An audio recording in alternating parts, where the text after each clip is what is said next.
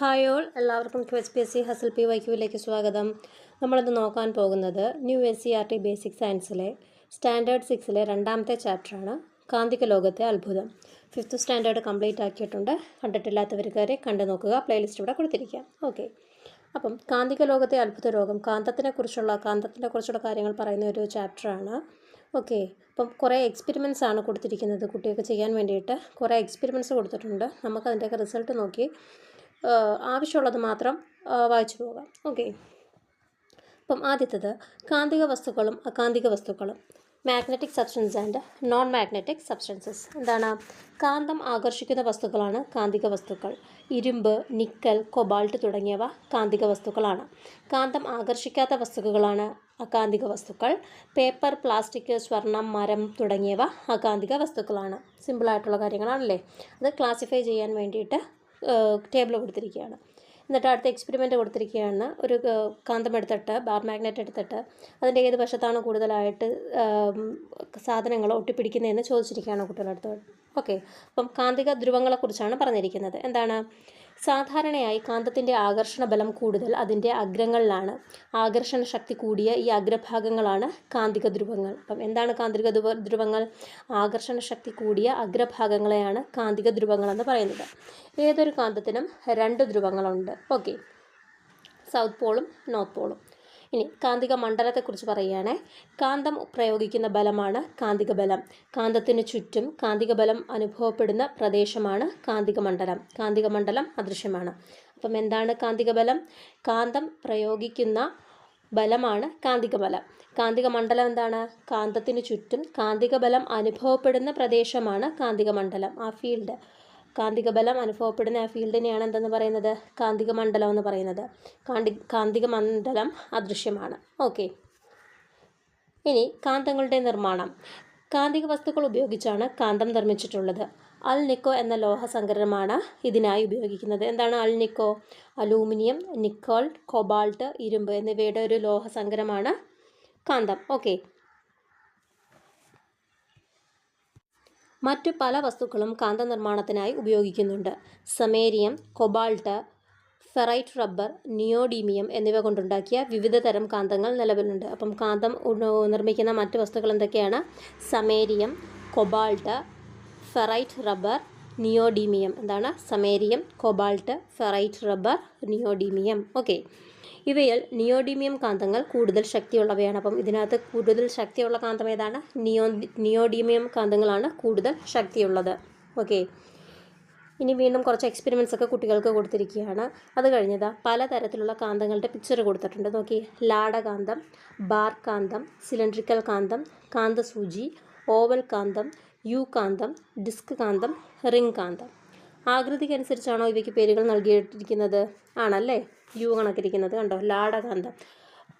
U കണക്കിരിക്കുന്നത് U കാന്തം. ലാടത്തിൻ്റെ ഷേപ്പിലിരിക്കുന്നത് ലാടകാന്തം. പിന്നെ bar കാന്തം, സിലിണ്ട്രിക്കൽ കാന്തം എല്ലാം അതിൻ്റെ ഷേപ്പ് അനുസരിച്ചാണ് പേര് കൊടുത്തിരിക്കുന്നത്.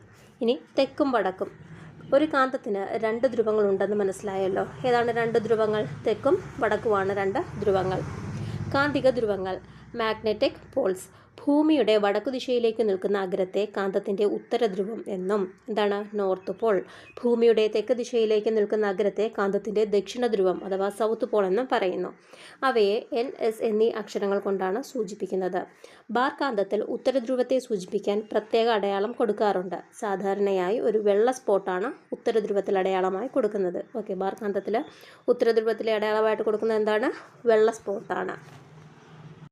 സ്വതന്ത്രമായി തൂക്കിയിട്ട കാന്തം എപ്പോഴും തെക്ക് വടക്ക് ദിശയിൽ നിൽക്കുന്നു. ഇനി കാന്തം പൊട്ടിയാൽ, ഒരു കാന്തം മുറിഞ്ഞ് 2 കഷ്ണങ്ങളായാൽ എന്ത് സംഭവിക്കും? 2 കഷ്ണങ്ങളും ഓരോ ചെറുകാന്തങ്ങളായി തീരും. ഓക്കെ, അടുത്തത് വടക്ക് നോക്കി യന്ത്രത്തിനെ കുറിച്ച് പറയുകയാണേ.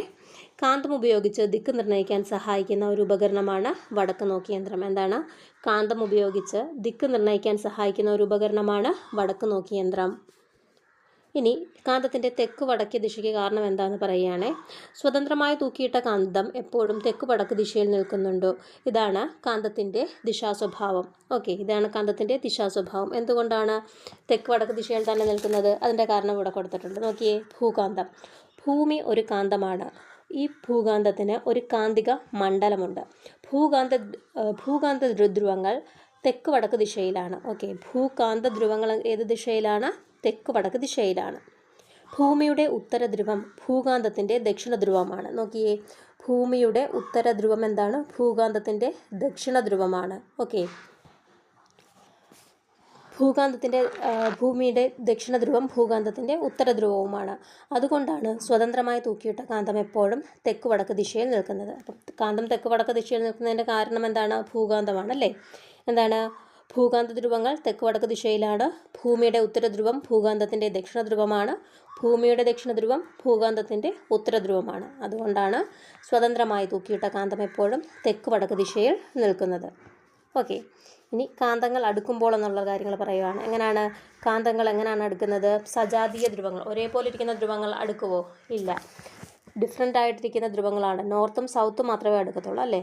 നോർത്തും സൗത്തും ആണെങ്കിൽ സജാതീയ ധ്രുവങ്ങളാണ്, അവ അടുക്കത്തില്ല. അപ്പം ആ ടേബിൾ ഫില്ല് ചെയ്യാനാണ് കുട്ടികൾക്ക് ഇവിടെ കൊടുത്തിരിക്കുന്നത്. ആകർഷണവും വികർഷണവും. വ്യത്യസ്ത കാന്തങ്ങളുടെ ഒരേ ധ്രുവങ്ങളെ സജാതീയ ധ്രുവങ്ങളെന്നും വ്യത്യസ്ത ധ്രുവങ്ങളെ വിജാതീയ ധ്രുവങ്ങളെന്നും പറയുന്നു. സജാതീയ ധ്രുവങ്ങൾ വികർഷിക്കുകയും വിജാതീയ ധ്രുവങ്ങൾ ആകർഷിക്കുകയും ചെയ്യുന്നു. എല്ലാവർക്കും അറിയാവുന്ന കാര്യങ്ങളാണല്ലേ? ഇനി കാന്തത്തിൻ്റെ പൊതു സ്വഭാവം എന്താണ്? കാന്തം കാന്തിക വസ്തുക്കളെ ആകർഷിക്കുന്നു. ഒരു കാന്തത്തിന് 2 ധ്രുവങ്ങളുണ്ട്. ഓക്കെ, സജാതീയ ധ്രുവങ്ങൾ തമ്മിൽ വികർഷിക്കുന്നു, വിജാതീയ ധ്രുവങ്ങൾ തമ്മിൽ ആകർഷിക്കുന്നു.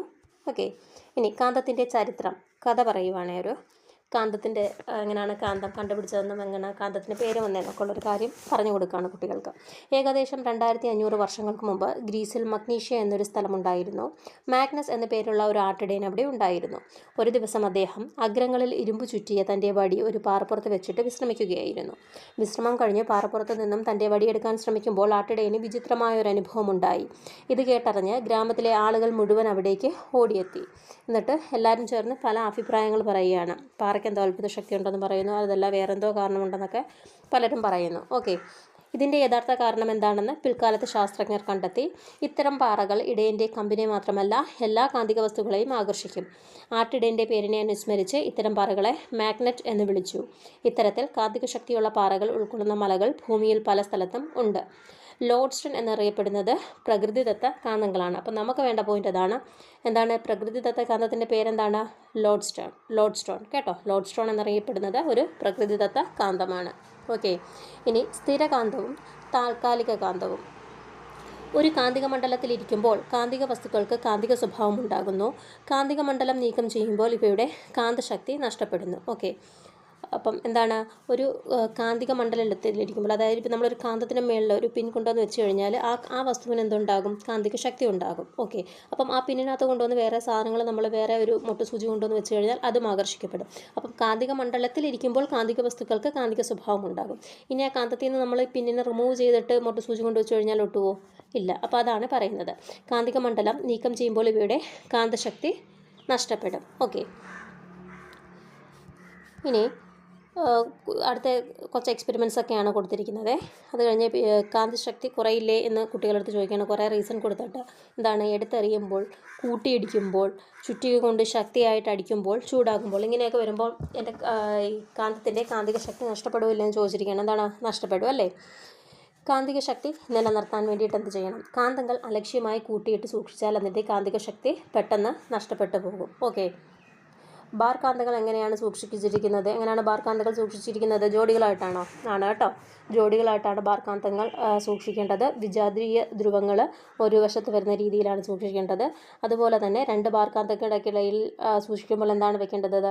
സോഫ്റ്റ് അയൺ കീപ്പർ വെക്കണം കേട്ടോ. സോഫ്റ്റ് അയൺ കീപ്പറാണ് വെക്കേണ്ടത്. ഓക്കെ, ഇനി കാന്തത്തിൻ്റെ അഗ്രങ്ങൾ മൃദുവായിട്ടുള്ള ഒരു ഇരുമ്പ് കഷ്ണം വെച്ച് പൊതിഞ്ഞ് വെക്കണം. ഈ സോഫ്റ്റ് അയൺ കീപ്പർ കൊണ്ട് തന്നെ കാന്തത്തിൻ്റെ എൻഡ് ഭാഗവും പൊതിഞ്ഞ് വെക്കണം. അതുപോലെ തന്നെ ചൂടുള്ള സ്ഥലത്തോ അല്ലെങ്കിൽ ഈർപ്പമുള്ള സ്ഥലത്തോ ഒന്നും കാന്തങ്ങൾ സൂക്ഷിക്കാൻ പാടില്ല. ശക്തമായിട്ട് കാന്തത്തിനെ അടിക്കാനും പാടില്ല. ഇങ്ങനെയൊക്കെ ചെയ്ത് കഴിഞ്ഞാൽ എന്ത് പറ്റും? കാന്തത്തിൻ്റെ കാന്തിക ശക്തി നഷ്ടപ്പെട്ടു പോകും. ഓക്കെ, യു കാന്തത്തെ എങ്ങനെയാണ് സൂക്ഷിക്കേണ്ടത്? എല്ലാ കാന്തങ്ങളെയും ഇങ്ങനെ തന്നെയാണ് സൂക്ഷിക്കേണ്ടത്. ഓക്കെ, ഇനി വൈദ്യുതകാന്തത്തിനെ കുറിച്ച് പറയുകയാണെ. ചെമ്പുകമ്പിയിലൂടെ വൈദ്യുതി കടന്നു പോകുമ്പോൾ അതിനു ചുറ്റും ഒരു കാന്തിക മണ്ഡലം രൂപപ്പെടുകയും ആണി കാന്തമായി മാറുകയും ചെയ്യുന്നു. ഇതാണ് വൈദ്യുതകാന്തം. എന്താണ്? ചെമ്പുകമ്പിയിലൂടെ വൈദ്യുതി കടന്നു പോകുമ്പോൾ അതിനു ചുറ്റും ഒരു കാന്തിക മണ്ഡലം രൂപപ്പെടുകയും ആണി കാന്തമായി മാറുകയും ചെയ്യുന്നു. ഇതാണ് വൈദ്യുതകാന്തം. ഇതിൻ്റെ കാന്തിക ശക്തി താൽക്കാലികമാണ്. വൈദ്യുത പ്രവാഹം വിച്ഛേദിച്ചാൽ വൈദ്യുതകാന്തത്തിൻ്റെ കാന്തിക ശക്തി നഷ്ടപ്പെടുന്നു. ഓക്കെ. ഇനി കാന്തം നിത്യജീവിതത്തിൽ ഉപയോഗിക്കുന്ന കുറേ പിക്ചേഴ്സൊക്കെ കൊടുത്തിട്ടുണ്ട്. അതുപോലെ തന്നെ MRI scan, magnetic resonance imaging, അതിന് വേണ്ടിയിട്ട് എന്ത് ചെയ്യുന്നുണ്ട്? മാഗ്നറ്റ് ഉപയോഗിക്കുന്നുണ്ട്. ഓക്കെ. അപ്പം MRIയുടെ ഫുൾ ഫോം എന്താണ്? Magnetic resonance imaging. അതുപോലെ തന്നെ ക്രെഡിറ്റ് കാർഡ്, ഡെബിറ്റ് കാർഡിലുള്ള മാഗ്നറ്റിക് സ്ട്രിപ്പ്, മാഗ്ലവ് ട്രെയിനുകൾ, ഇതുപോലെ ധാരാളം സന്ദർഭങ്ങളിൽ നാം കാന്തശക്തി പ്രയോജനപ്പെടുത്തുന്നുണ്ട്. അപ്പം ഇത്രയുമാണ് ഈ ചാപ്റ്റർ. വളരെ ചെറിയൊരു ചാപ്റ്ററാണ്, പക്ഷേ കുറച്ച് ഇമ്പോർട്ടൻറ്റ് പോയിൻറ്റ്സ് ഒക്കെ ഉണ്ട്. അതൊക്കെ നിങ്ങളൊന്ന് നോക്കി വയ്ക്കുക. ഓക്കെ. അപ്പം ക്ലാസ് ഇഷ്ടപ്പെട്ടെങ്കിൽ തീർച്ചയായും ലൈക്ക് ചെയ്ത് സപ്പോർട്ട് ചെയ്യുക. ചാനലൊന്ന് സബ്സ്ക്രൈബ് ചെയ്യുക. നമ്മുടെ ചാനലിലൂടെ PYQ ക്വസ്റ്റ്യൻസും ഡിസ്കസ് ചെയ്യുന്നുണ്ട്. കണ്ടിട്ടില്ലാത്തവർ കയറി കണ്ടു നോക്കുക. പ്ലേലിസ്റ്റ് ഇവിടെ കൊടുത്തിരിക്കുക. എല്ലാ ലെവൽ PYQസും 10th ഡിഗ്രിയും +2 ലെവൽ എല്ലാ ലെവൽ PYQസും പ്രിലിംസും മെയിൻസും അതുപോലെ തന്നെ സ്പെഷ്യൽ എക്സാംസും ടെക്നിക്കൽ എക്സാംസും എല്ലാ ക്വസ്റ്റ്യൻ പേപ്പറും എടുത്ത് കണക്റ്റഡ് ഫാക്ട്സ് സഹിതമാണ് ഡിസ്കസ് ചെയ്യുന്നത്. കണ്ടിട്ടില്ലാത്തവർ കയറി കണ്ടു നോക്കുക. തീർച്ചയായും ഉപകാരപ്പെടും. ഓക്കെ. അപ്പം ചാനലൊന്ന് സബ്സ്ക്രൈബ് ചെയ്ത് സപ്പോർട്ട് ചെയ്യുക. Thank you all.